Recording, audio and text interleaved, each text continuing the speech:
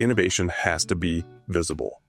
Right. If you look at the history of innovation, the things that had a visible return or are highly visible are much more likely to take off than the stuff that doesn't.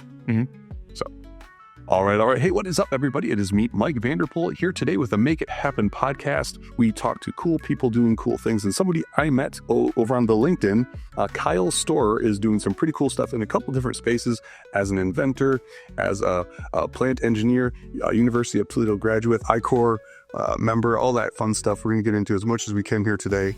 Kyle, thank you for driving over here to downtown Toledo, hanging out on this beautiful, beautiful spring day. Absolutely, Michael. Thank you for having me. So, where are you from originally? I'm from St. Clairsville, Ohio. It's East Ohio, kind of close to Wheeling, West Virginia, actually. Okay, so the far east side of the state. Yes, exactly. And what kind of stuff did you get into as a kid?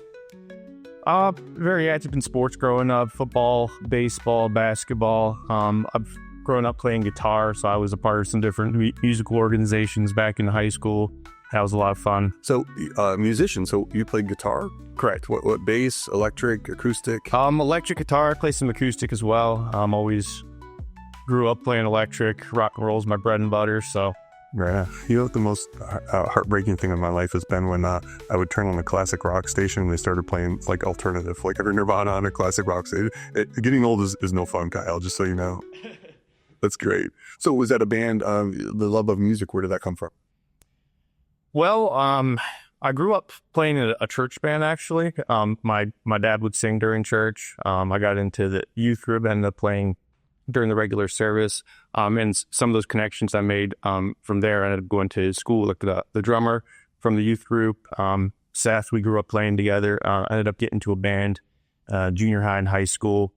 And yeah, we just played together growing up in different organizations in school, different bands and whatnot. Very cool, very cool.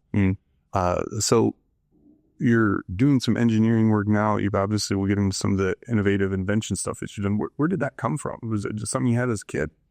Yeah, I knew I wanted to be a mechanical engineer from, I was probably 5 years old. I remember I would just take everything I could apart, try to figure out how things worked. My parents would always be stunned with some of the things I would come up with. I just knew from the time I was growing up, I wanted to, design and build things, and I just was so interested in the way that things worked. So, I would say the mechanical engineering and the entrepreneurship kind of went hand in hand. I was always wanting to understand things, but also create things that, hasn't been done before. What was that? Like somebody, was your dad or your mom like that, a grandparent? Where do you think that came from? Actually, no, both my parents were physical therapists. So it's kind of funny. We joke about that sometimes. I don't know. I just kind of had a knack for it growing up. Always loved math and science, and not sure where it came from. My mom's brother's an engineer, so maybe some correlation there, but that's the only attachment I can make. I'm assuming based on the reaction when I gave like the tour and showed you my office with its Legos that you played with Legos growing up? I did play with Legos growing up. I had them all over my room, and I still got Legos at the house now. So that's great. Did you play the Technic and the mechanical stuff, or was it all? Mostly Lego. Yeah. Very cool. Very cool. So what brought you to University of Toledo? Yeah, I was looking at some different schools. I was actually looking mostly at Ohio University, Ohio State. Ended up getting I had mentioned earlier, the Choose Ohio First for Engineering and Entrepreneurship scholarship through University of Toledo, the coffee scholarship they called it. So basically you get an engineering degree and you have to pair it with an entrepreneurship minor. So my minor was entrepreneurship, family, and small business. And that I liked a lot. Obviously I knew I kind of had a knack for entrepreneurship. I wanted to learn more about it. But also I wanted to learn how to be an engineer. But yeah, that's kind of how I decided to come to Toledo. I also like the co-op program at Toledo. You have to do 3 co-ops before you graduate. And, so you already graduate with some work experience. And who'd you co-op with? I co-opted with Tenneco for my first rotation up in Plymouth, Michigan. And then my second and third technically, was with United States Gypsum Company, where I'm currently employed. So that was kind of like a double rotation because it was an 8-month term. But since it's project engineering is the position, so we're managing capital projects at a plant, and you're pretty much not going to get much done, I guess, if you're only there for 3 or 4 months. So in order for it to be, a fruitful rotation, it's best to do the 8 months, and you're actually able to see some projects from start to finish and make some meaningful progress. Very cool. So USG what is it? Correct. USG, United States Gypsum Company. And what do you do? What do they do? USG, we make sheetrock drywall is our main thing. We make a whole bunch of different building materials, joint treatment, floor underlayment, joint tape, corner bead, you name it. USG makes it. Really cool. And is that the stuff like you'd find at Home Depot and all? Yeah. Yes.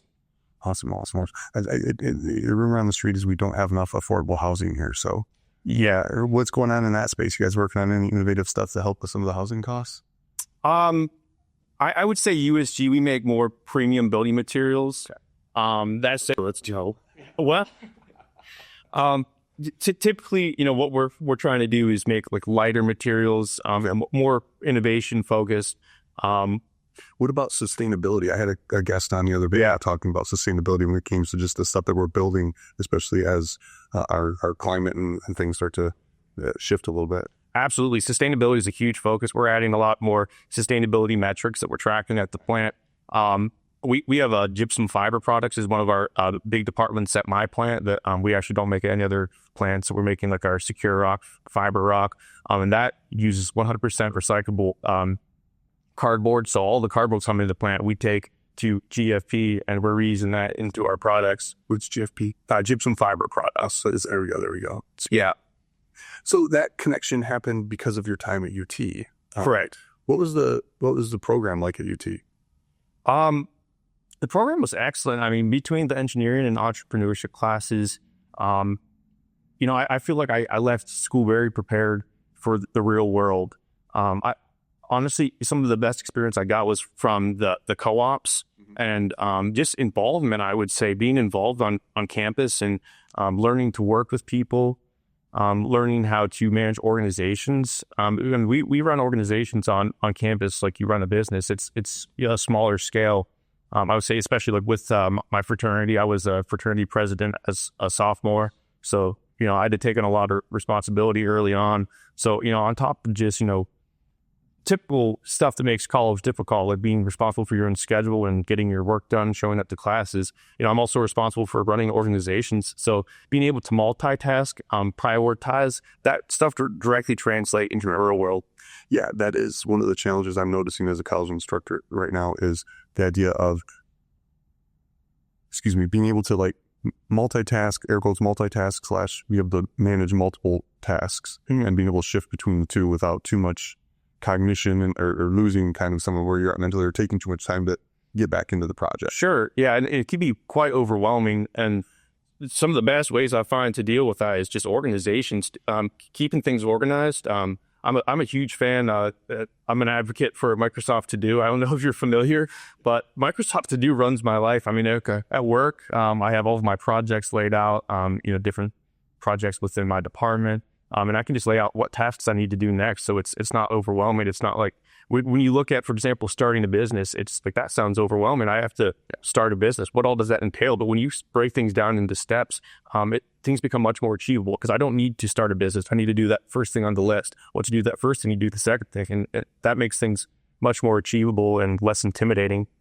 Yeah, I found with quite a few people I've talked about in the entrepreneurial space, right? They want the X on the map, but they aren't necessarily sure of the dashes along the way to get there, right? So breaking those things down into sizable, manageable tasks that people can organize. And I have not used Microsoft To Do. I'm a big Trello guy. Sure. There's lots of tools out there. What do you use for business? Like within your, I'm assuming you're project lead, so you're managing the frame over there, right? What kind of tools are you using to help the team reach its goals? For Arc web development, you're saying? For anything, yeah. Yeah, I use Microsoft To Do for that as well, organizing our tasks. I mean, we're to the point now where things are becoming more repeatable now that we're dealing with clients now. So yeah, as part of the entrepreneurial process, you just have to make stuff happen in the moment. Right. Ideally, those things shift into processes, systems that you can then pass off to other people that help you execute. Right. Yeah. I mean, we had to do something for the first time, like the business plan, customer discovery, writing contracts. Those are all tasks that I had to lay out initially to get things moving. But now that we're in a comfortable process. It's we're reaching out to clients, we're scheduling those initial meetings, and then we're issuing those contracts and getting started on their projects, and meeting every now and then to get feedback and continue our work. Was that something then that you learned at UT as part of the entrepreneurship program, minor? Or where'd you get that? Where'd you pick up those skills? Well, I worked a lot with the Toledo Business Incubator, as you're aware. So yeah, specifically Janine Bragg was a huge mentor of mine. So I didn't always know what my next steps were going to be. I didn't always know the overall plan, but I used my resources, and they were a huge help to me with determining my next steps to get the business started, and where to go to get where I'm at today. So you mentioned ARC. Yeah. Tell me, what is that? So we're ARC Web Development. I partner with actually another UT grad who's a computer science engineer, who I had met through the Young Entrepreneur Society, actually. He was also president of a different fraternity whenever I was president of my fraternity. So we were able to connect in different ways. I actually had approached him with an idea for an app that we didn't end up moving on, but from then, he had contacted me about this web development business, and I was like, yeah, man, let's get it started. Upfront costs were pretty low, right? So it wasn't like a huge risk, I would say. I thought it was a very good, starting business. It didn't take much capital investment or anything. And Luke's very, very smart when it comes to web development. So we make a very good partnership. I'm good with talking with people, working with the clients. I kind of communicate between the clients and Luke, and we have a pretty good partnership going. I'm definitely glad I took on this venture with them. I'm learning a lot about web development. That was never my knack per se, but I've always been quite tech savvy. So just being able to kind of communicate between Luke, my partner, and the clients is where I come in. That's one of the skills I'm going to say will be needed now, but even more so in the future, is the people who can translate between the different business departments, and help everyone kind of see the vision from the lens that they need to see it from. So that's a great side to develop here. Yeah. What kind of projects is ARC working on these days? So we just wrapped up our first actual complete web build for a client for loose reporting services out of Wheeling, West Virginia, which is close to where I'm from. It was actually one of my good buddies' moms. So that was our first major web build. Before then, we were doing some smaller stuff like website upgrades, updates. I do a little bit of logo design as well. So we were kind of helping out some existing websites with their graphic design. But yeah, so we just wrapped our first project. We're working on our second one now. We'll go from there. But this is all, me and Luke both have full-time jobs, obviously. So this is, something that we're doing on the side. I think what we're doing is something that people really need. So we're kind of like in between a do-it-yourself website builder, or the AI website builders now, and the large marketing companies. There's really nothing in between, and that's something I learned with the customer discovery that I was doing, interviewing a bunch of local small business owners in Toledo and Fort Clinton. And there's nobody really doing what we're doing. It's really interesting, but yeah, through that research, I was able to find there's a need for kind of an in-between. People want to work with somebody. They want to, give me a call if there's an issue with their website. They don't want to rely on their own abilities to go in on like a do-it-yourself website builder. But they also, like the marketing agencies, they're so expensive. Yeah. It's crazy how expensive websites can be. And we take pride in being affordable, but also delivering premium websites. And we can do that with Progressive Web Apps is what we make. I'm not sure if you're familiar, but they can be simpler to make. You only have to design one code base for the entire website, and they're automatically designed for cross-platform functionality, so you're not designing for multiple platforms. And through that, it takes us less time to make websites. We don't need to charge as much as some other people do, and there's multiple other advantages to Progressive Web Apps: loading speed, search engine optimization, cross-platform functionality, mobile view. And if people want to talk to you guys about helping them with a website, what's the best way to get in touch? They can shoot me an email, Kyle@arcwd.com. They can look us up online. We have a contact form there as well. I'll make sure the website gets in the description. Sure. Yeah. I've done some web development in my day, went back and forth between, coding my own with HTML and doing WordPress now. But I also have that tech and visual back or part of my brain, right? Mm-hmm. You think about like a small business, a pizzeria, you think there's somebody who's like manufacturing something, getting ready to move out of their garage. Their main focus is making pizzas or making that thing, exactly necessarily spending time as a web developer. So come in as an effective, reasonable cost solution. I don't know how much people truly understand the importance of having a website that looks like it's modern and efficient. It doesn't need to do 20,000 different things. It does needs to do a good job of presenting your business and making it easy for people to interact with you and buy your stuff. Yeah, I agree. I mean, I think a good website should be simple. It should be easy to find what your customer is looking for. But yeah, I completely agree. Awesome. So yeah, and it's really cool because you said that, and it's Luke is your partner in that, correct? Correct. That you and Luke were doing something else before this. But that is how all this stuff works, right? When we talk about innovation and everything else, it's like it doesn't just happen out of thin air. It usually is a decent idea or a terrible idea that you're actively moving on that gets you in motion, and you realize, you learn that might be the thing. But you've got the momentum and you've got this idea and this energy that makes it easy for you to shift into something else that obviously here is turning into something more viable than what you had before. Right. Yeah. So obviously our first idea, it didn't end up working out, but like we were talking, it's a learning experience. 100%. We learned something from it, and we shifted our focus on our next venture, and this one's definitely making some better progress. And I'm very excited to see where we go with this, where we decide to grow.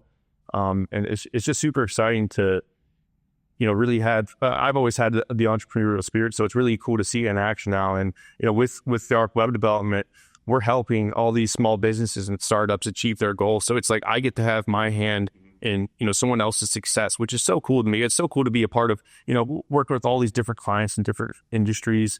And getting to have a hand in their success. That to me is so cool, and that's what makes me glad I took this venture with Luke, because it's just very rewarding. So let's see. I mean, it seems like just talking to you for the 15 minutes I've been talking to you, half hour, whatever it's been, is like you are a people person who has a passion for helping people achieve their goals, and that's a dope mindset to have. So. Yeah.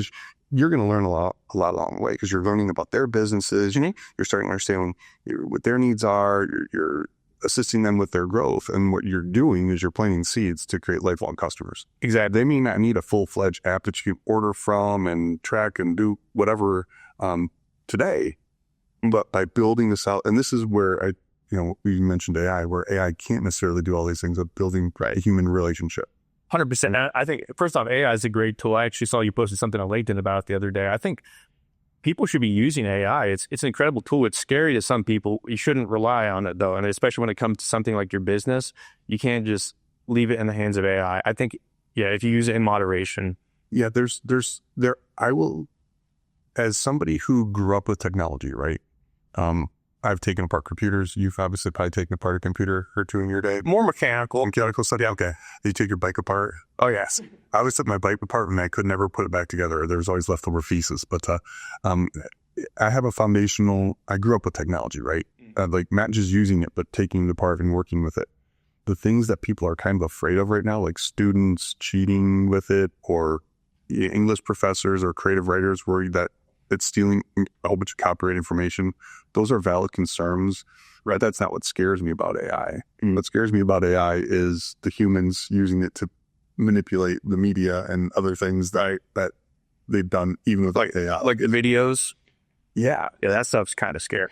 And it just fair warning, everybody, if you're out there and you have an elderly person in your family, hi mom, you should have a code word. Because somebody could call you in a panic. It could be a voice you think asking you for money or help or whatever else, and you have no clue that that's not the real person, right? So anyway, but there's so much that you can do with AI as a entrepreneur, because entrepreneurship in most cases is a solo or a two-person team endeavor from what I've seen. Yeah. I mean, when it starts out, it's usually two people get together over either coffee or a beer and write something on a napkin, and that turns into something. being able to leverage AI to help you like with your planning, with ideation, as just even somebody you can have a conversation with about an idea, it's such a valuable tool.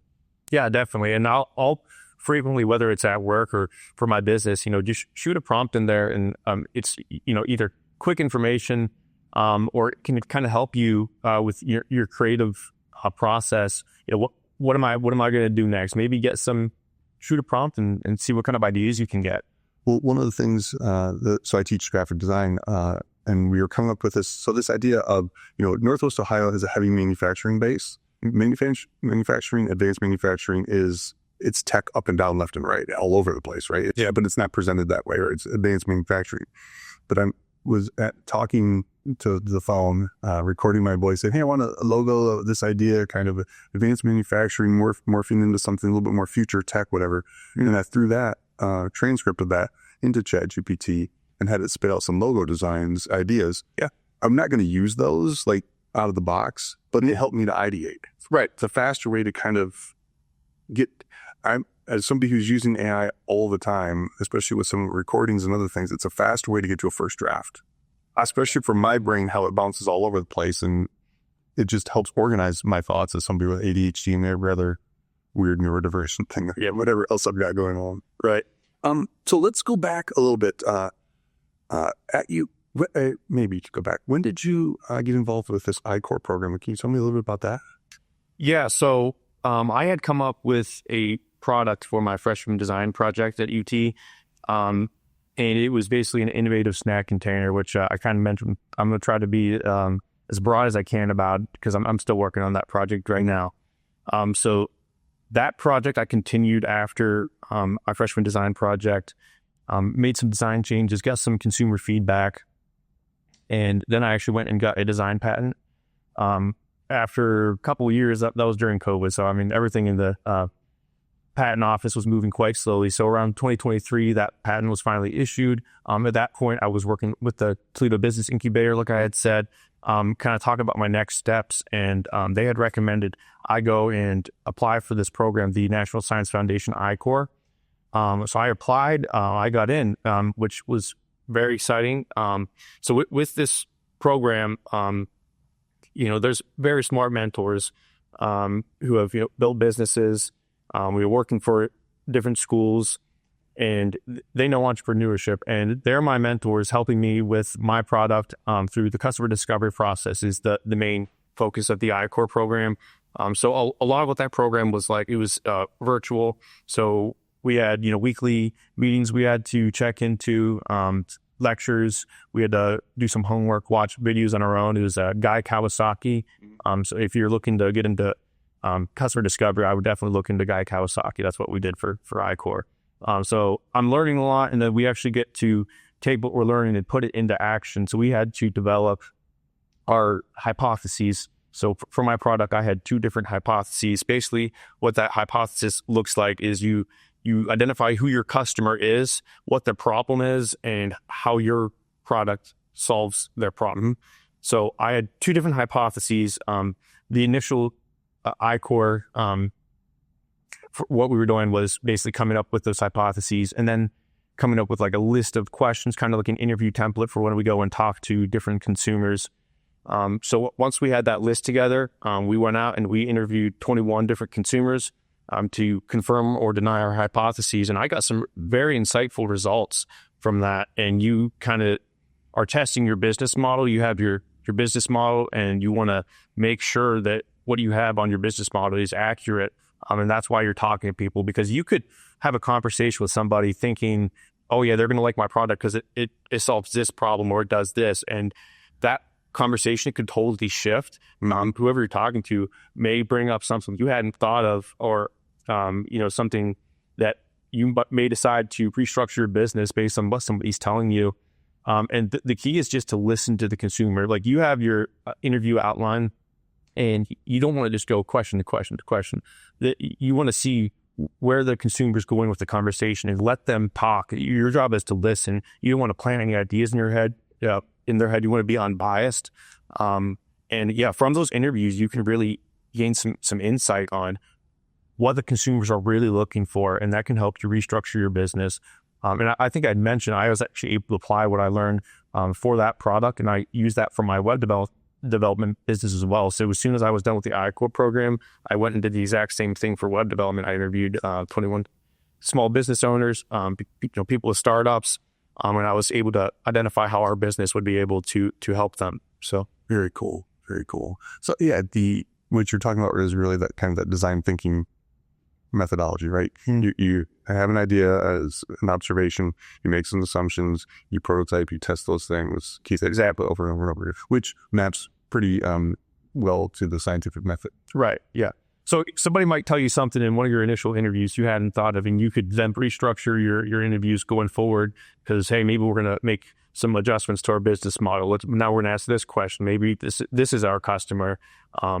So yeah, you can totally change how your interviews are going throughout the customer discovery process. Yeah, it's very iterative. It is iterative, and it does require active listening and not like, I like what you said there about not planting what you want the user to say in their head, which can be very difficult. Like when you're talking to somebody, you can't tell them really about your product. You're just trying to understand their problems and maybe how they would want to solve those problems, what would make things easier for them. So I don't want to tell them what I think the solution would be. I want to hear what they think the solution would be. Yeah. Very cool. Very cool.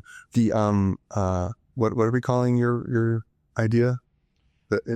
Innovative snack container, we'll say. Innovative snack container. Yeah. How much has it changed from your original concept to what you have now? Oh, that's funny. So I keep the original prototype up on the shelf in my office. That's probably my favorite prototype because, we had, one semester to get a working prototype, and I took a lot of pride because we got it to work. It was ugly, but so yeah, the design now completely changed. Same concept, but it works much more smoothly. Yeah, it's just cool to see how far things have come. Yeah, I mean that's great because that's a phenomenal part of the story, right? I'm assuming like not planting anything in your head, but at some point, right, what you're doing right now, building businesses, coming up with products, these are things that they're wonderful stories for Ohio and where we're at in Northwest Ohio in general, just because a lot of innovation comes out of here that maybe isn't as vocal or visible. But I think it's good because like what you're doing right now, whether you realize it or not, you're going to be able to help a ton of other people with some of these things. Right. That's great. That's what we need more of that in the world in general, because creative problem solvers, even if it is just a innovative snack container, right, can lead to that idea of just being able to make something happen when you have a crazy idea as a freshman in college. Right, exactly. And I think the cool part about that, I definitely did a lot of work at building my network while I was in college. So people will reach out to me when they had these cool ideas, and I think that's awesome. Just to hear these ideas other people have, and I've been able to advise people with what I've learned from I-Corps. Well, you should listen to the customer. Like, I know that's a great idea, but you should confirm that before you move forward with it. And it's just cool when people bring me all these ideas, or sometimes people want to work with me. Like, for example, with the web development company, Luke knew I had that entrepreneurial mindset, so he wanted to work with me on that. So it's cool when people bring you different ideas and you can help them with their goals. So how you seem fairly well put together. You communicate well. You got great posture. It's awesome. But where does that come from? As somebody, and I don't want to disparage a lot of the youth today, but like I walk around a college campus, people don't make eye contact. They don't say hello. When you ask them to present in class, they're like where does this come from? Who you are?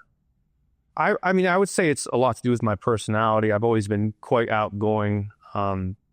But also, I mean, I would say it comes with facing your fears. You identify, where you may be lacking, whether that's public speaking, being in different leadership roles. And if something scares you, I think you should absolutely tackle it and get comfortable with it. So I would just say you got to get comfortable with what you're uncomfortable with.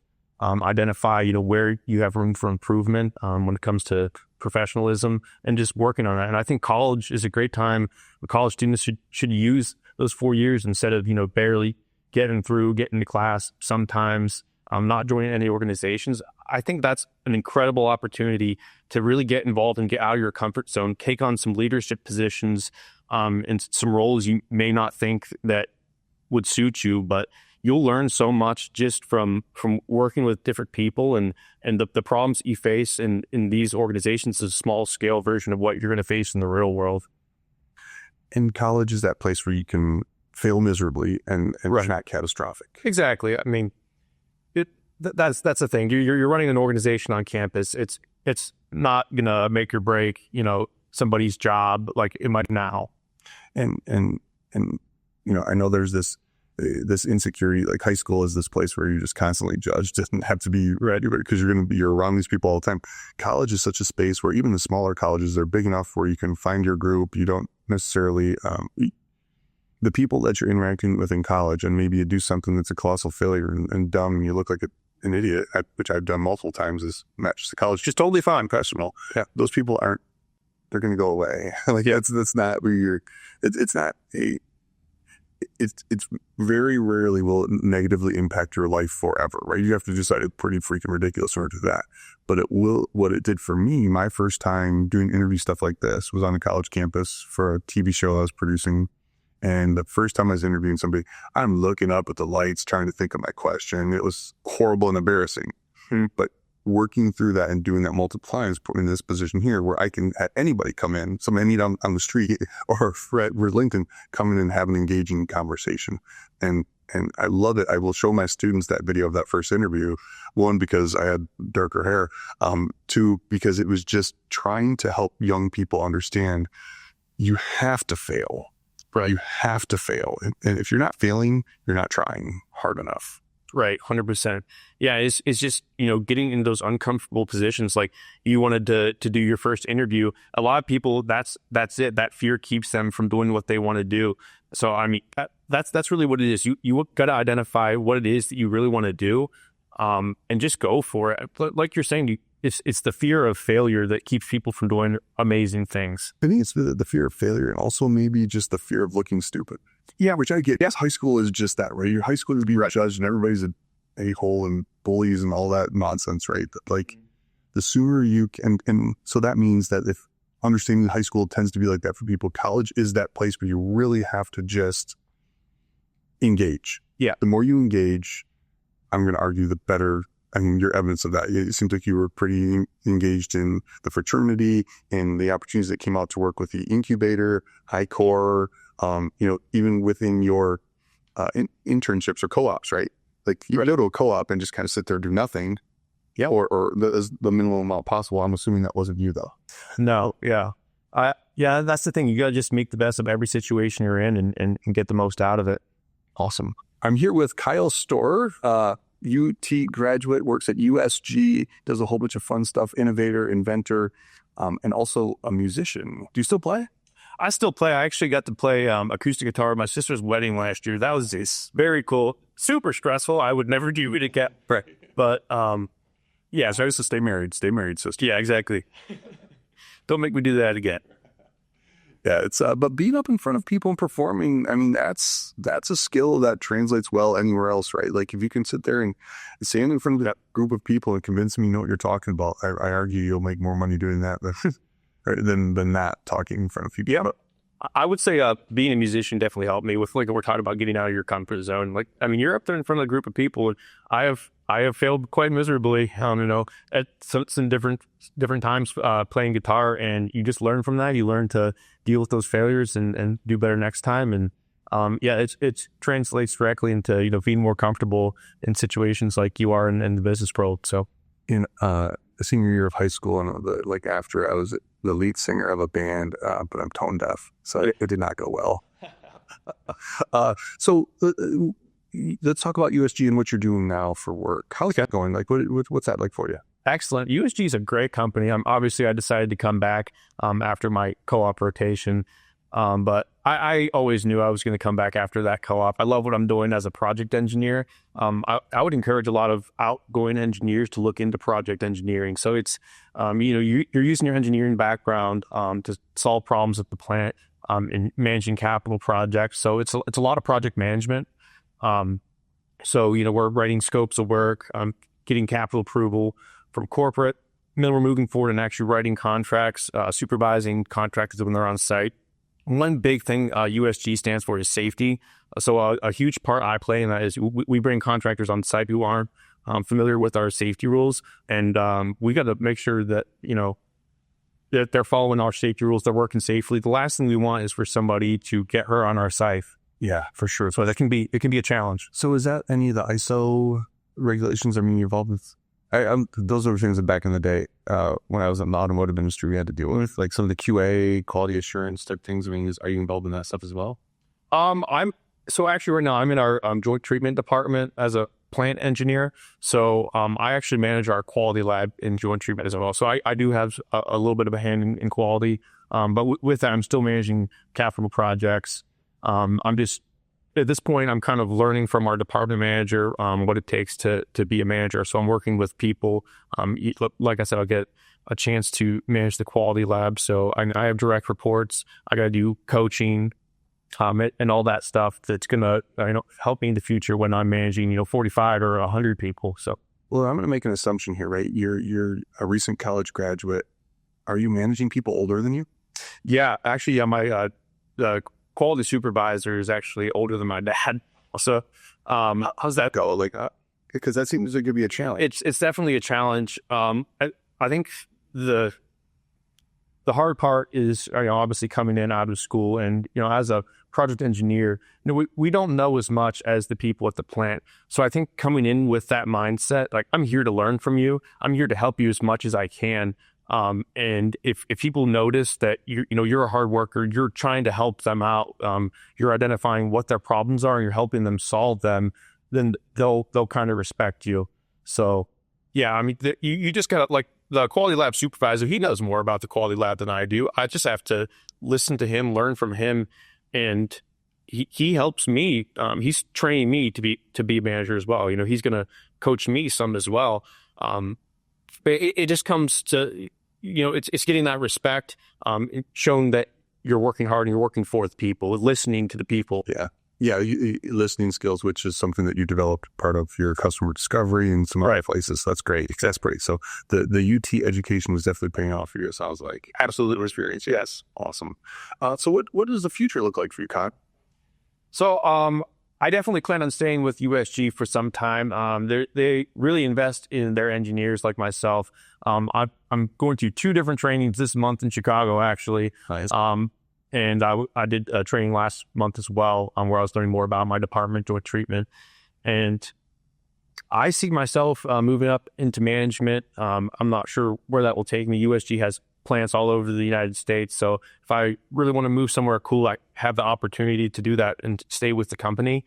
Or I could move up at the plant I'm at now if I wanted to. It's kind of up to you. So I see myself moving up into department manager, engineering manager role. And the end goal would be I want to be a plant manager, hopefully at the plant I'm at now, which is Gypsum near Port Clinton, Ohio. I think that would be very cool to come back and be plant manager one day. And a lot of the leaders in the company started as a co-op, and there's a lot that I know that started as a co-op at my plant, like I did. So it's really cool to see other people have done what I want to do and to learn from them. And everyone's just so willing to help and advise me on where to go with my career and what I need to do to get where I want to go. There's so many different paths within the company you can take. And I say outside of that, I'm definitely going to, stick with the entrepreneurship. I mean, the Arc web development, I think that could be something that can continue for a long time. We're developing a client base. We're going to continue to maintain their websites.